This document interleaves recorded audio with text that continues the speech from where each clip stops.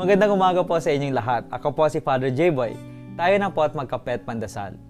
Iba't iba ang ginagawa natin tuwing bakasyon. Merong umaakyat sa bundok o pumupunta sa matataas na lugar tulad ng Baguio o Malaybalay para magpalamig. Meron naman pumupunta sa paliguan tulad ng beach o swimming pool. At may iba naman, tulad ko, nag-road trip. Sabi ni Bernard Lonergan, in order to build a community, we must share a common memory. Sa kwentuhan sa mga outing, halimbawa, ang alaala ng bawat isa nagiging alaala ng lahat. At kapag pinagsama-sama natin lahat ng ating sariling kwento, nagiging bahagi ang mga ito sa alaala ng lahat. Nagkakaisa tayo dahil meron tayong common memory. Ngunit tulad ng lahat ng mga reunions, hindi lang ang nakalipas ang pinagkukwentuhan. Pinag-uusapan na rin ang ating mga kasalukuyang buhay at ang ating mga pangarap.